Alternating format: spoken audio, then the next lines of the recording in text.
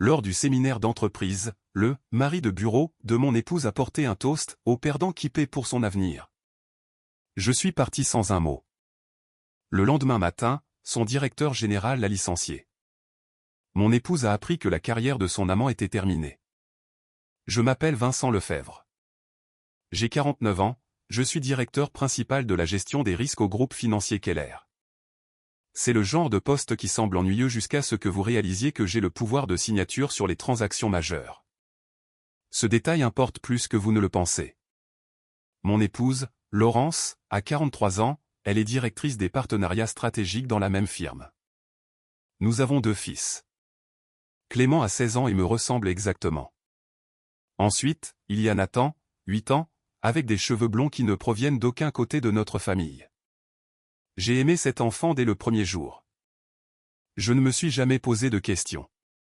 Il y a 6 mois, j'ai fait un test d'acide désoxyribonucléique. Il n'est pas de moi. Le séminaire de l'entreprise a eu lieu à la fin du mois de septembre dans une station balnéaire des Alpes. 3 jours de cohésion d'équipe et de consommation d'alcool. Laurence était enthousiaste depuis des semaines, achetant de nouvelles tenues, se faisant coiffer. Je pensais qu'elle faisait preuve de professionnalisme. Le dîner officiel a eu lieu le 2e soir. Lustre en cristal, vue sur la montagne, bar ouvert.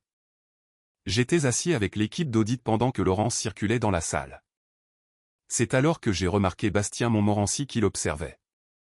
36 ans, cadre commercial principal, le genre d'homme qui faisait hurler mes instincts. Il s'est levé pendant le dessert, son verre de champagne levé. La salle s'est tue, s'attendant à un discours d'entreprise. Au lieu de cela, il s'est tourné vers notre table, ses yeux trouvant d'abord Laurence, puis moi. « Je veux porter un toast », a annoncé Bastien. « Au perdant qui paie pour son avenir ». La salle est devenue silencieuse. Quelqu'un a laissé tomber une fourchette. Un rire nerveux s'est propagé dans la foule. Le visage de Laurence a rougi, mais elle a souri. Elle a réellement souri et a posé sa main sur son bras comme s'il s'agissait d'une plaisanterie privée.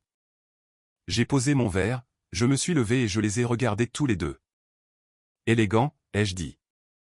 Puis je suis sorti d'un pas assuré, calme, passant devant les visages choqués et les chuchotements. Laurence a appelé mon nom une fois. Je ne me suis pas arrêté. J'ai conduit pendant 3 heures pour retourner à Paris en silence, mon esprit traitant tout ce que j'avais évité.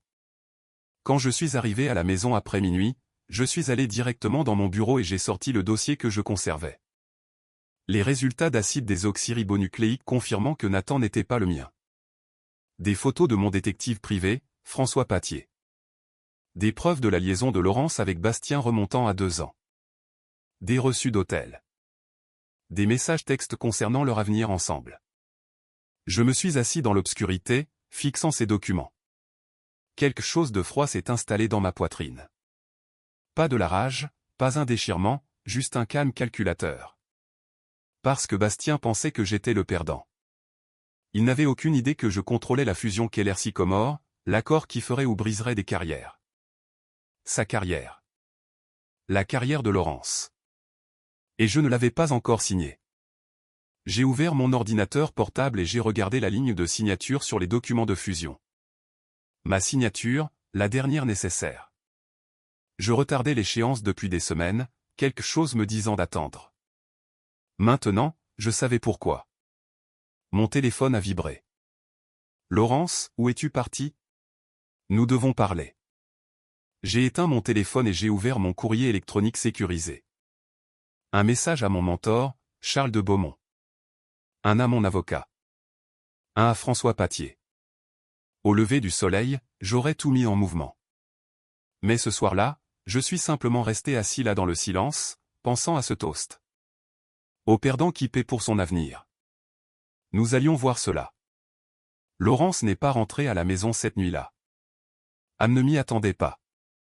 Elle est restée au séminaire, célébrant probablement avec Bastien, pensant que je me calmerais et que je lui pardonnerais comme je le faisais toujours quand elle dépassait les limites. Elle ne savait pas que cette fois-ci était différente. J'ai passé la nuit dans mon bureau, examinant tout ce que François Patier avait compilé au cours des 6 derniers mois. François avait 60 ans, était un retraité de la police nationale, le genre d'enquêteur qui ne posait pas de questions quand vous l'engagiez, il fournissait simplement des résultats. Et il en a fourni beaucoup. Le premier dossier contenait des photographies. Laurence et Bastien entrant à l'auberge du Rivage un mardi après-midi, en ressortant 3 heures plus tard. La main de Bastien sur le bas de son dos lors d'un dîner avec un client où je n'étais pas invité. Les deux dans sa voiture devant sa salle de sport, elle la tête renversée, riant de quelque chose qu'il avait dit. Chaque photo était horodatée, datée, répertoriée comme une preuve sur une scène de crime. Le deuxième dossier faisait plus mal. Des courriels imprimés remontant à 18 mois. J'ai hâte de te voir ce soir. Il voyage encore. Nous avons tout le week-end. Je ne me suis jamais senti comme cela auparavant. Ce dernier message provenait de Laurence pour Bastien, daté de 2 mois après la fête du 8e anniversaire de Nathan, la fête où j'avais commencé à soupçonner que quelque chose n'allait pas. Le troisième dossier contenait les résultats d'acide désoxyribonucléique. J'avais fait le test après que Nathan eut demandé pourquoi il ne me ressemblait pas ou ne ressemblait pas à Clément. Laurence avait pris cela à la légère, disant qu'il tenait de sa grand-mère. Mais sa grand-mère avait les cheveux foncés et les yeux bruns, pas blonds et bleus. J'ai envoyé des échantillons à 3 laboratoires différents. Les 3 sont revenus identiques, probabilité de paternité 0%. François avait inclus une note attachée au rapport génétique. Je me suis renseigné. Le fils de votre femme ressemble à Montmorency. Il lui ressemble vraiment. Vous pourriez vouloir faire tester cela aussi. J'ai fixé cette note pendant un long moment. Bastien était le père de Nathan. La chronologie correspondait.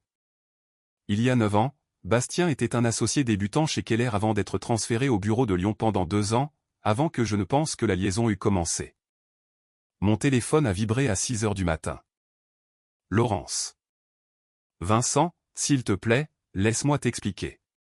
Ce n'était pas ce que cela semblait être. J'ai répondu un mot. Vraiment ?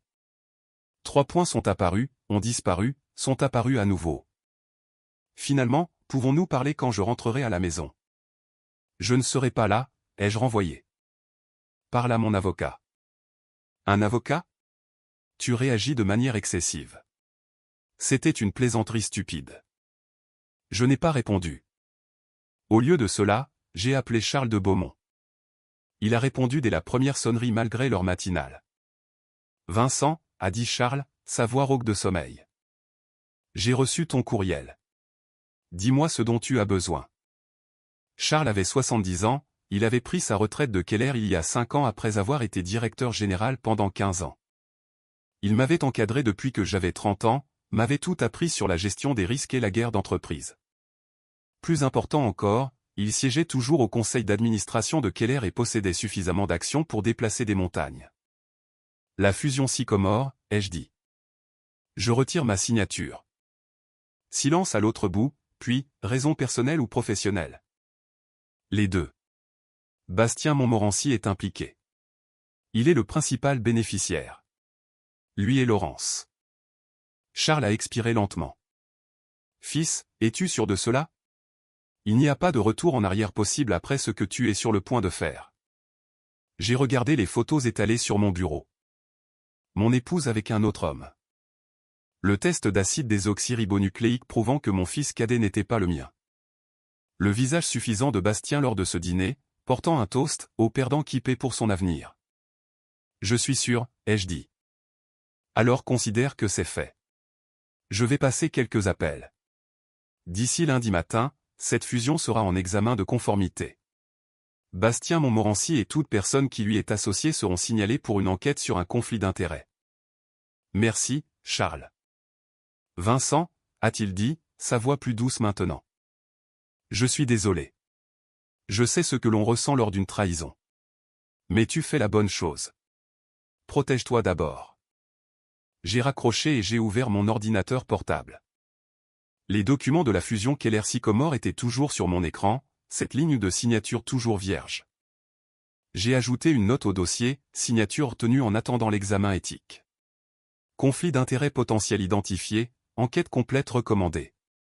Puis je l'ai envoyé au service juridique, à la conformité, au conseil d'administration. Au moment où Laurence rentrerait chez elle, toute l'entreprise saurait que quelque chose n'allait pas avec l'accord. Il ne saurait simplement pas encore pourquoi.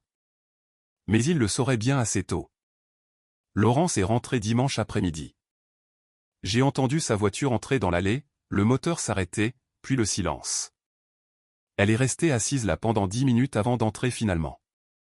Quand elle a franchi la porte, elle avait l'air fatiguée, son maquillage était étalé, elle portait encore les vêtements de la veille.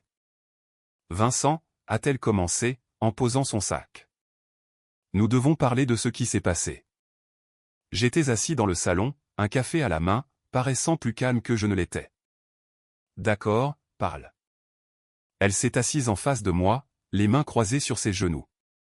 Bastien était ivre. Il a ce sens de l'humour stupide, et il est allé trop loin. Je suis désolé que tu aies été embarrassé, mais ce n'était pas ce que tu penses. Qu'est-ce que je pense, ai-je demandé. Qu'il y a quelque chose entre nous. Il n'y a rien. C'est un collègue, c'est tout. J'ai hoché la tête lentement, j'ai pris une gorgée de café. Donc tu as posé ta main sur son bras et tu as souri parce que c'était drôle. J'essayais de désamorcer la situation.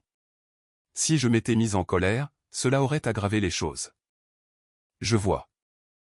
J'ai posé ma tasse. Depuis combien de temps couches-tu avec lui? Son visage est devenu pâle. Quoi? Je ne suis pas. Je n'ai pas. Vincent, d'où cela vient-il? Je me suis levé, je suis allé dans mon bureau et je suis revenu avec l'un des dossiers de François. Je l'ai laissé tomber sur la table basse entre nous. Elle l'a fixé comme s'il pouvait exploser.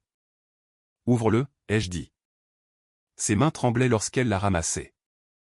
À l'intérieur se trouvaient les photos, elle et Bastien à l'auberge du Rivage, tous les deux dans sa voiture. Horodatage, date, lieu. Elle les a feuilletées, son visage perdant ses couleurs à chaque image. Tu as engagé quelqu'un pour me suivre? Sa voix a monté. C'est de la folie. Réponds à la question. Depuis combien de temps? Laurence a refermé le dossier, les larmes commençant à couler. 2 ans. Peut-être plus, je ne sais pas. C'est simplement arrivé, Vincent. Nous travaillons ensemble, nous avons eu une connexion. Et tu voyageais toujours, tu étais toujours occupé par le travail. Donc c'est ma faute. Non, je ne dis pas cela. Je dis que nous nous sommes éloignés. J'ai pris mon téléphone et j'ai affiché un message texte. Ceci provient de Bastien pour toi, il y a 3 semaines. J'ai hâte que nous n'ayons plus à nous cacher. Bientôt, nous aurons tout ce que nous voulons. Je l'ai regardé. Qu'est-ce que cela signifie? Elle a essuyé ses yeux. Rien. Il parle ainsi parfois. Est-ce que Nathan sait que Bastien est son père? La salle est devenue totalement silencieuse. La bouche de Laurence s'est ouverte, fermée, ouverte à nouveau. Quoi? Test génétique. 3 laboratoires différents. 0% de chance qu'il soit de moi. Mais il ressemble beaucoup à Bastien, n'est-ce pas? Des larmes coulaient sur son visage maintenant. Vincent, s'il te plaît, je peux expliquer. Tu m'as menti pendant 9 ans. Tu m'as laissé élever l'enfant d'un autre homme pendant que tu planifiais ton avenir avec lui. Je me suis levé.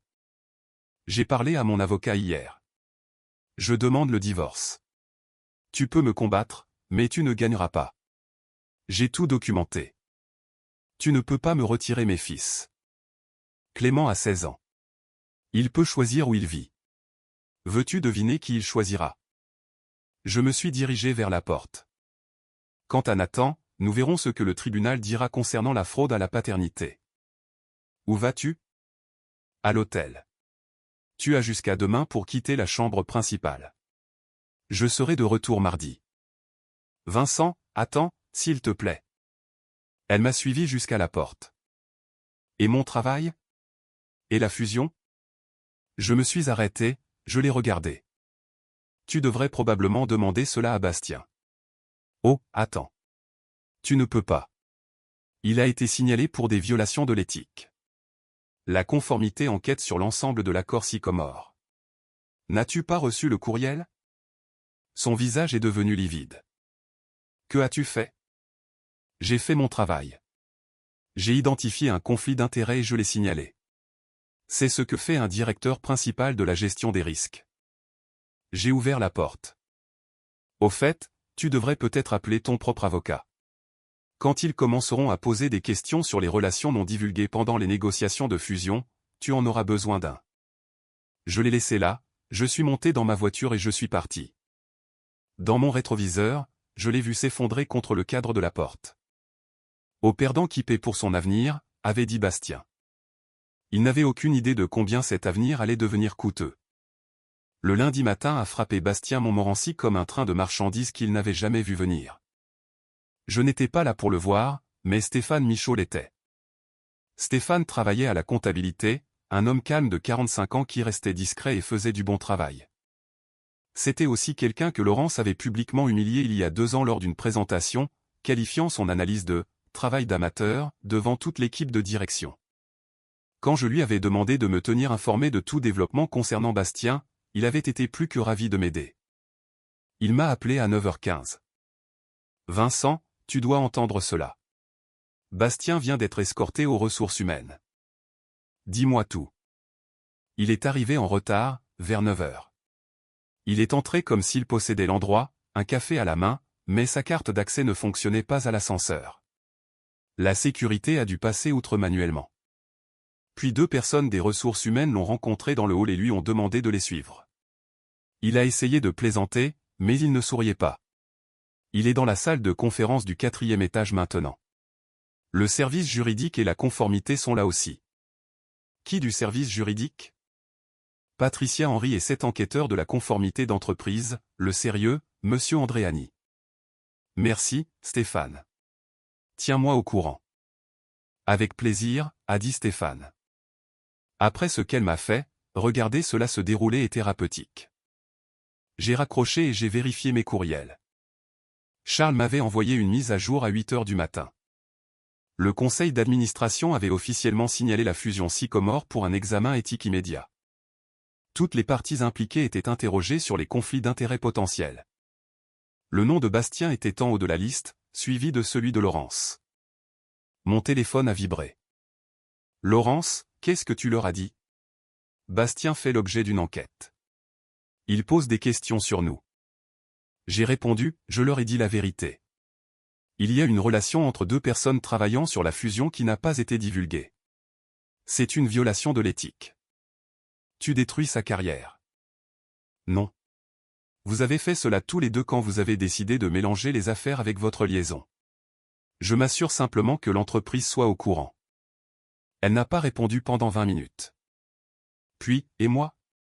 Est-ce que je fais aussi l'objet d'une enquête? Tu le sauras bien assez tôt. À 10h30, Laurence a été appelée aux ressources humaines. Stéphane m'a envoyé un message, ton épouse vient d'entrer dans la même salle de conférence. Elle a l'air terrifiée. Bien. Elle devrait l'être. J'ai passé la matinée dans mon bureau à m'occuper du travail réel pendant que le drame se déroulait 2 étages plus bas. Vers midi, Charles a appelé. La réunion du conseil d'administration a lieu cet après-midi à 14h, a dit Charles. Nous avons besoin de ta déclaration officielle sur les raisons pour lesquelles tu retiens ta signature sur l'accord Sycomore. Je serai là. Vincent, ils vont poser des questions difficiles sur ton mariage, sur ton implication personnelle. Es-tu prêt pour cela?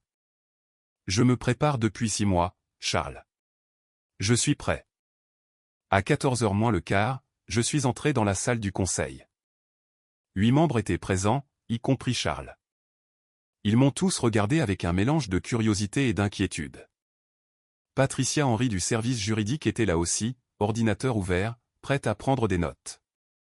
Merci d'être venu, Vincent, a dit le président du conseil, Roger Autrive. Nous devons comprendre pourquoi vous avez signalé la fusion Sycomore pour un examen éthique. J'ai posé ma mallette sur la table et j'ai sorti un dossier.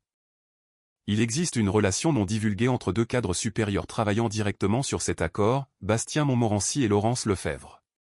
La relation dure depuis environ 2 ans. Aucun des 2 ne l'a divulguée comme l'exige notre politique sur les conflits d'intérêts. Étant donné que les 2 s'apprêtent à bénéficier considérablement de la conclusion de cette fusion, je pense que cela compromet l'intégrité de l'accord. Roger s'est penché en avant. Vous avez des preuves de cette relation? J'ai fait glisser le dossier sur la table. Des preuves documentées. Des photographies, des communications, des registres d'hôtels, le tout collecté par un enquêteur privé agréé. Patricia a ouvert le dossier, son expression restant neutre alors qu'elle examinait le contenu. C'est tout à fait détaillé. Laurence Lefebvre est votre épouse, a dit un membre du conseil, Sandra Tessier. Cela ne crée-t-il pas un conflit pour vous? En effet, ai-je dit. C'est pourquoi j'ai déjà demandé le divorce. Ma situation personnelle ne change pas le fait que la politique de l'entreprise a été violée. La salle est devenue silencieuse. Le mardi matin a commencé par un appel téléphonique qui a détruit ce qui restait du monde de Bastien. J'étais dans mon bureau en train d'examiner des documents juridiques quand Stéphane m'a envoyé un message. Tu dois entendre cela. Le directeur général vient d'appeler Bastien dans son bureau. Cela arrive. Bastien avait passé la nuit de lundi à appeler tous ceux qu'il connaissait, essayant de trouver des alliés, essayant de comprendre comment tout s'était effondré si rapidement. Il n'en a trouvé aucun. Charles s'en était assuré. Quand vous êtes dans les affaires depuis 40 ans comme Charles, vous savez exactement quel domino pousser. Le directeur général du groupe financier Keller était Martin Renard, 58 ans, un homme qui avait bâti sa réputation sur une tolérance zéro pour les violations éthiques. Charles l'avait briefé personnellement le lundi soir. Le mardi matin, Martin avait pris sa décision. Bastien a été escorté à l'étage de la direction à 9 heures. La réunion a duré 12 minutes. Stéphane m'a appelé juste après. Bastien vient de sortir. Il avait l'air d'avoir vu un fantôme. La sécurité emballe ses affaires maintenant. Et Laurence? Son téléphone sonne. Je peux la voir d'ici. Elle vient de devenir livide. J'ai posé mon café et j'ai attendu. 3 minutes plus tard, mon téléphone a sonné. Laurence, en pleurs. Vincent, s'il te plaît, tu dois m'aider. Martin vient d'appeler. Il veut me voir dans 1 heure. Je ne peux pas t'aider, Laurence. Bastien a été renvoyé. Ils l'ont licencié pour violation de l'éthique. Ils vont faire la même chose avec moi. Alors tu devrais probablement préparer une version cohérente des faits. C'est ta faute. Tu nous as fait cela. Non, ai-je dit, ma voix froide. Vous avez fait cela quand vous avez choisi d'avoir une liaison avec un collègue sur un accord majeur. Je me suis simplement assuré que l'entreprise fût au courant. Et Nathan? Et Clément? Tu détruis notre famille. Tu as détruit notre famille quand tu as laissé Bastien être le père de notre fils et que tu m'as menti pendant 9 ans. Je me suis levé, je suis allé vers ma fenêtre. Clément est au courant, au fait. Je lui ai tout dit dimanche soir. Il loge chez mon frère. Silence, puis doucement, il me déteste, n'est-ce pas? Il est déçu. Il y a une différence. Et Nathan? Nathan pense que papa est en voyage d'affaires. Nous trouverons comment lui dire quand cela sera terminé. La voix de Laurence s'est durcie. J'appelle mon avocat. Je vais te combattre sur tout. La maison, les actifs, la garde. Tu peux essayer. Mais tu as commis une fraude à la paternité, Laurence. Tu m'as laissé élever l'enfant d'un autre homme tout en me mentant en face. Aucun juge ne verra cela d'un bon œil. Je leur dirai que tu es vindicatif, que tu utilises ta position pour me punir. Vas-y. J'ai 2 ans de preuves documentées. Des reçus d'hôtel, des messages textes, des courriels où toi et Bastien discutiez de votre avenir ensemble. Que as-tu? Elle a raccroché. 1 heure plus tard, Laurence a été appelée au bureau de Martin. La réunion a duré 8 minutes. Elle est sortie avec un accord de licenciement et une clause de non-divulgation. Sa carrière chez Keller était terminée. Bastien a essayé de m'appeler cet après-midi-là. Je n'ai pas répondu. Il a laissé un message vocal, sa voix tremblante de rage. Tu penses avoir gagné, Lefebvre? Tu penses que détruire ma carrière fait de toi un homme? Tu es toujours le perdant qui n'a pas pu satisfaire sa femme. Savoure ta victoire vide. Je l'ai supprimé sans tout écouter. Ce soir-là, Charles a appelé. Le conseil d'administration a approuvé la restructuration de l'accord Sycomore. Nouvelle équipe, nouvel échéancier. Ils veulent que tu diriges personnellement l'évaluation des risques. J'apprécie cette confiance. Vincent, tu as fait la bonne chose. Il a fallu du courage pour exposer cela, surtout compte tenu de ton implication personnelle. Merci, Charles. Comment tiens-tu le coup? J'ai regardé autour de ma maison vide. Clément était chez mon frère. Nathan était chez la mère de Laurence, toujours confus sur la raison pour laquelle maman et papa avaient besoin d'espace. Laurence était quelque part avec Bastien, se rejetant probablement la faute sur tout le monde sauf sur eux-mêmes. Je vais bien, ai-je dit. Ce n'est pas encore fini, mais je vais bien. Mercredi après-midi, Clément est rentré à la maison. Mon frère l'a déposé, et le garçon est entré en portant son sac à dos comme s'il revenait d'un voyage scolaire normal, et non d'avoir traité le fait que sa mère avait une liaison et que son petit frère n'était pas son frère germain. « Papa » a dit Clément, en posant son sac près de la porte. « Salut, mon grand. » Je me suis levé du canapé. « Comment vas-tu » Il a haussé les épaules, cette façon d'adolescent d'éviter les vraies réponses. Oncle Michel parle trop. Il part d'une bonne intention. Clément est allé à la cuisine, a pris un soda dans le réfrigérateur, puis s'est assis en face de moi. À 16 ans, il me ressemblait davantage chaque jour. Les mêmes cheveux foncés, la même mâchoire têtue, la même façon de réfléchir aux problèmes avant de parler. « Est-ce vrai » a finalement demandé Clément, à propos de Nathan. Oui. Le test génétique l'a confirmé. Et maman le savait tout le temps. Elle le savait. Clément a hoché la tête lentement, traitant l'information. C'est n'importe quoi. Cela l'est. Est-ce que Nathan le sait? Pas encore. Ta mère et moi devons trouver comment lui dire. Je me suis penché en avant. Clément, je dois te demander quelque chose. Le tribunal va vouloir savoir où tu veux vivre. Tu es assez grand pour décider. Avec toi, a dit Clément immédiatement. Sans aucun doute. Tu ne veux pas y réfléchir? J'y réfléchis depuis dimanche. Il a posé son soda. Maman t'a menti pendant des années. Elle nous a tous menti. Et ce gars, Bastien, celui avec qui elle est, c'est un idiot. J'ai vu comment il la regardait lors des événements de l'entreprise. Je ne voulais simplement pas le croire. Tu n'aurais pas dû avoir à gérer cela. Toi non plus. Clément s'est levé, a fait les 100 pas dans la cuisine. Qu'est-ce qui va se passer avec Nathan? Je me bats pour la garde partagée au minimum. Il est mon fils depuis 8 ans. La biologie ne change pas cela. Et si maman essaie de t'empêcher de le voir? Elle essaiera, mais j'ai de la documentation sur tout. La liaison, la fraude à la paternité, les mensonges. Mon avocat pense que nous avons un dossier solide. Clément s'est tourné vers moi. Papa, puis-je te demander quelque chose? Tout ce que tu veux. Quand l'as-tu su? Pour maman et Bastien. J'ai hésité. J'ai eu des soupçons pendant environ 6 mois. J'ai eu des preuves il y a environ 4 mois. Et tu n'as rien dit. Je rassemblais des preuves, m'assurant de tout comprendre avant d'agir. Cela a dû être difficile de vivre avec elle, sachant ce qu'elle avait fait.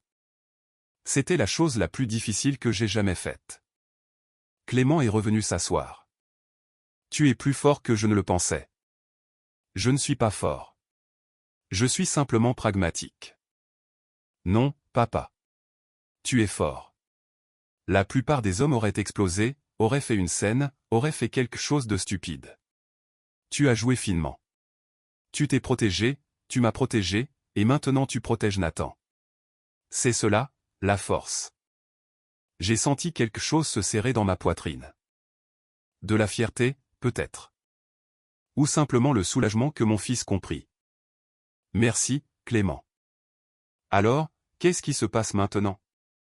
Maintenant, nous reconstruisons. Ta mère aura des droits de visite avec toi, si elle le souhaite. Mais tu es assez vieux pour refuser si tu le choisis. La situation de Nathan est plus compliquée. Le tribunal décidera de ce qui est le mieux pour lui. Et Bastien? Bastien en a fini chez Keller. Il ne trouvera plus de travail dans ce secteur. Pas après un licenciement pour motif éthique. Clément a souri légèrement. Bien. Il l'a mérité. Mon téléphone a vibré. Un message de François Patier. Sujet, Bastien Montmorency. A postulé pour 3 postes aujourd'hui. Les 3 entreprises ont appelé Keller pour des références. Les ressources humaines ont donné la réponse standard, licencié pour violation des politiques. Les 3 ont retiré leurs offres.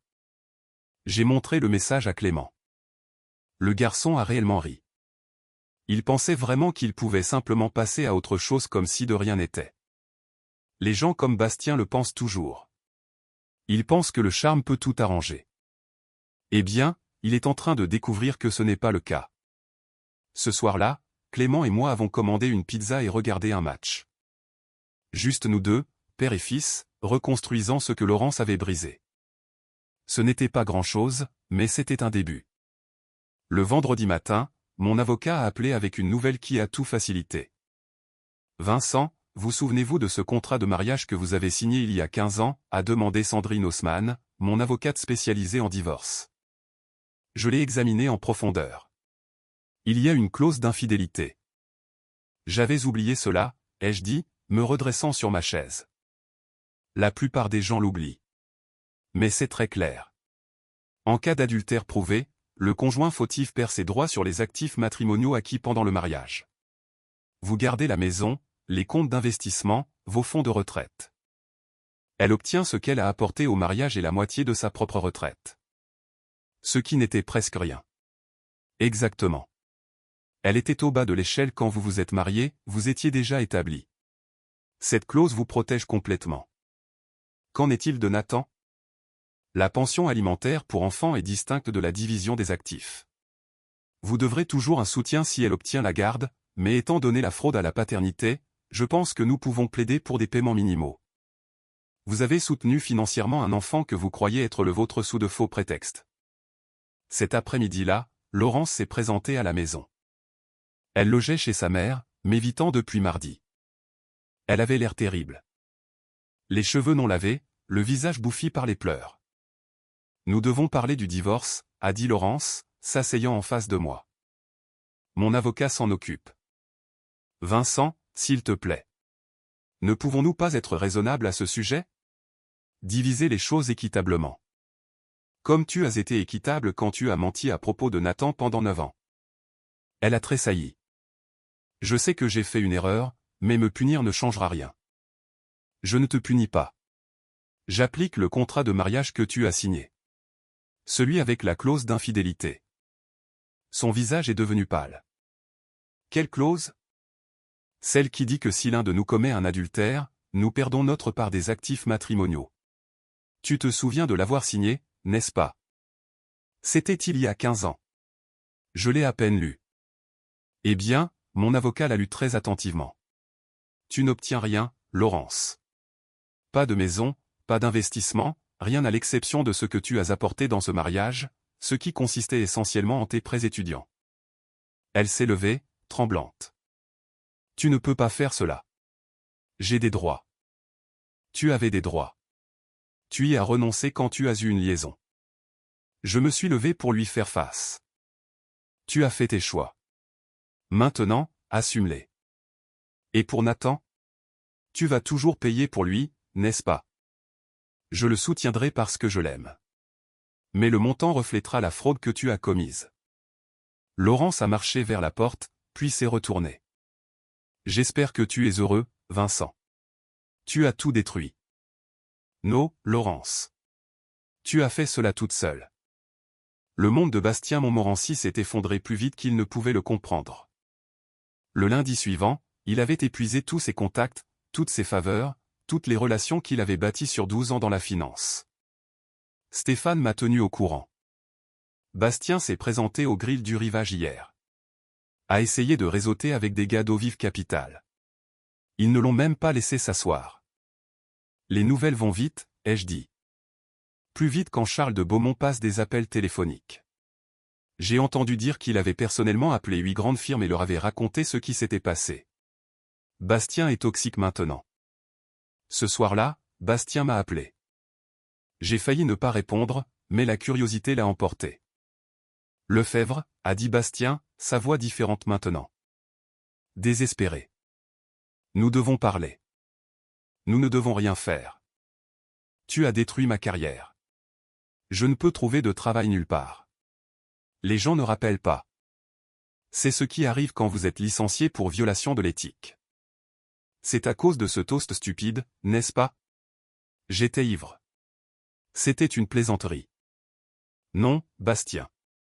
C'est parce que vous avez eu une liaison avec une collègue mariée sur un accord majeur et que vous ne l'avez pas divulgué. Le toast m'a simplement fait arrêter de vous protéger. Me protéger? De quoi parlez-vous? Je savais pour vous et Laurence depuis 6 mois. J'aurais pu vous signaler à tout moment. Mais j'ai attendu, j'ai tout documenté, j'ai monté un dossier. Puis vous vous êtes levé lors de ce séminaire et vous m'avez traité de perdant devant tout le monde. C'est là que j'ai décidé que vous méritiez ce qui arrivait. Silence à l'autre bout. Puis, tu as planifié cela. Chaque étape. L'examen de conformité, la réunion du conseil d'administration, même le moment de ton licenciement pour un maximum de dégâts.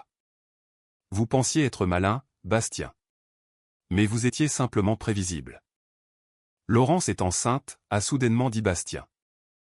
Je me suis figé. Quoi? Elle est enceinte de 8 semaines.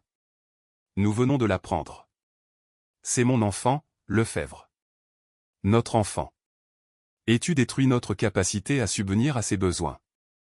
Alors vous auriez dû y réfléchir avant de vous impliquer avec une femme mariée, ma voix est restée froide. Bonne chance, Bastien. Vous allez en avoir besoin. J'ai raccroché, je suis resté assis là à fixer mon téléphone. Laurence était enceinte de l'enfant de Bastien. Un autre enfant qui n'était pas le mien. Un autre mensonge. Mais cette fois-ci, je n'ai rien ressenti. Pas de colère, pas de blessure, juste du soulagement d'être sorti de là avant d'être lié à elle pour encore 18 ans. 4 mois après le séminaire, je me tenais dans une salle de bal portant un smoking, acceptant un prix que je n'avais jamais attendu.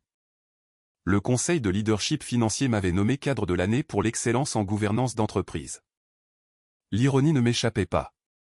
L'homme que Bastien traitait de perdant était célébré alors que Bastien ne pouvait pas obtenir un entretien d'embauche. Charles m'a présenté, sa voix portant à travers la salle. Vincent Lefebvre illustre le courage qu'il faut pour placer l'intégrité au-dessus du coût personnel. Confronté à un conflit qui touchait sa propre vie, il a choisi la transparence plutôt que le confort. C'est cela, le vrai leadership. Je suis monté sur scène, j'ai regardé les 300 professionnels du secteur. Certains connaissaient l'histoire, la plupart non, mais ils comprenaient tout ce que le prix signifiait. Merci, ai-je dit simplement. Faire la bonne chose n'est pas toujours facile. Parfois, cela vous coûte tout ce qui vous est familier. Mais l'intégrité n'est pas négociable. Pas pour moi. Pas pour quiconque veut diriger avec honneur. Les applaudissements étaient sincères. Après cela, des cadres que je n'avais jamais rencontrés sont venus me serrer la main, me dire qu'ils avaient entendu ce qui s'était passé, qu'ils respectaient la façon dont je l'avais géré. Clément était là dans un costume, l'air fier. Papa, c'était incroyable.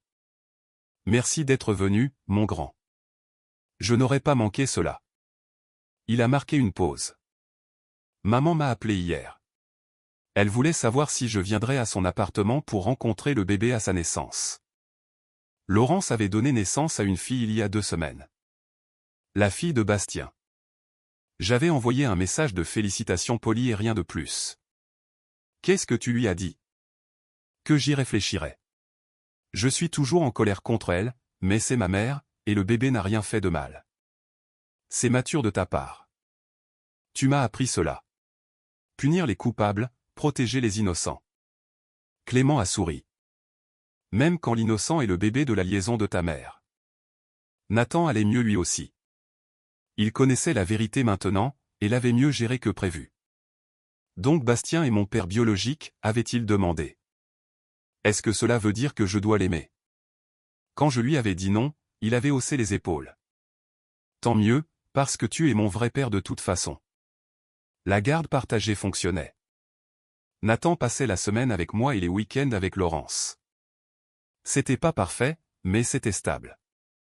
Bastien n'était pas très présent, trop occupé à livrer des pizzas, essayant de payer la pension alimentaire pour le nouveau bébé tout en vivant chez ses parents à 37 ans. Ce soir-là, je suis rentré seul, le pris sur le siège passager. Ma maison était silencieuse mais pas vide. Clément était à l'étage en train de jouer en ligne avec des amis. Le ballon de basket de Nathan se trouvait près de la porte, attendant l'entraînement de demain. J'ai perdu une épouse mais j'ai gardé mes fils. J'ai perdu un mariage mais j'ai gagné le respect. Le toast de Bastien résonnait dans ma mémoire, au perdant qui paie pour son avenir. C'est drôle comme les choses tournent. 10 mois après que tout se soit effondré, j'ai rencontré quelqu'un d'inattendu. Elle s'appelait Dr Elisabeth Chan, 42 ans, une psychologue spécialisée dans l'aide aux familles traversant un divorce. Le conseiller scolaire de Clément l'avait recommandé quand il avait des difficultés.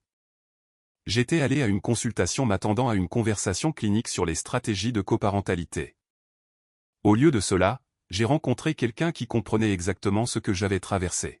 « Votre fils est incroyablement résilient », a dit Elisabeth lors de notre 3e rencontre. « Il traite la trahison de manière saine. Vous avez fait du bon travail avec lui. J'essaie simplement d'être honnête. C'est plus rare que vous ne le pensez. La plupart des parents dans votre situation soit diabolisent l'autre parent, soit prétendent que rien ne s'est passé. Vous laissez vos fils ressentir leurs émotions tout en les encourageant à maintenir une relation avec leur mère. C'est mature. Nous avons commencé à parler en dehors des séances. Un café, puis un déjeuner, puis des dîners où nous discutions de tout sauf de mon divorce. Elle était veuve, son mari était décédé 3 ans plus tôt d'un cancer. Elle comprenait la perte, comprenait la reconstruction. Je ne suis pas prêt pour quelque chose de sérieux, lui ai-je dit après notre 5e dîner. Moi non plus, a dit Elisabeth en souriant. Mais j'apprécie de passer du temps avec vous. Cela ne peut-il pas suffire pour le moment? Cela le pouvait. Cela l'était. Clément l'a rencontré accidentellement quand il est rentré tôt de chez un ami et nous a trouvés en train de prendre un café dans la cuisine. Il m'a regardé, puis elle, puis de nouveau moi. Papa fréquente quelqu'un, a annoncé Clément à Nathan plus tard. Une dame qui est vraiment très gentille. La réponse de Nathan, est-elle plus cool que maman? Bien plus cool. Elle ne ment pas. Elisabeth a rencontré les 2 garçons officiellement 1 mois plus tard. Elle a apporté des jeux de société, n'a pas essayé d'en faire trop, les a simplement traités comme des personnes. À la fin de la soirée, Nathan lui montrait ses trophées de basket et Clément lui expliquait ses projets universitaires. « Elle est bien pour toi », a dit Clément après qu'elle fut partie. « Tu souris plus. Tu approuves. Papa, tu mérites d'être heureux. Maman a tout gâché. Pas toi. Tu as le droit de passer à autre chose. » Au travail, l'accord Sycomore restructuré a finalement été conclu. J'avais dirigé l'évaluation des risques personnellement, et tout s'est bien passé. Ma réputation dans le secteur avait réellement grandi suite à la controverse. Les gens respectaient quelqu'un qui plaçait l'éthique en premier, même au prix de sacrifices personnels. Bastien m'a envoyé un dernier message des mois après son licenciement, « J'espère que tu es heureux. Tu as tout détruit. » Je l'ai supprimé sans répondre. Bastien ne comprenait toujours pas. Je n'avais rien détruit. J'avais simplement cessé de protéger des gens qui ne méritaient pas d'être protégés. Un samedi matin, je me suis réveillé pour trouver Clément préparant le petit déjeuner et Nathan mettant la table. « Qu'est-ce que c'est ?» ai-je demandé. « Petit déjeuner de la fête des pères », a dit Clément. « Même si ce n'est pas la fête des pères. Nous voulions simplement le faire, » a ajouté Nathan, « parce que tu es un bon papa. » Je me suis assis avec mes fils, j'ai mangé des crêpes légèrement brûlées, et j'ai réalisé quelque chose d'important. Le toast de Bastien avait eu raison sur un point. J'avais payé pour leur avenir, celui de Laurence et celui de Bastien. Mais pas de la manière qu'il avait imaginé. J'avais payé en patience, en planification, en sacrifice. Et ce que j'ai acheté n'était pas leur succès. C'était ma propre liberté, la stabilité de mes fils, et un avenir où les seules personnes envers qui j'avais une dette étaient celles qui le méritaient réellement. Le perdant avait gagné après tout.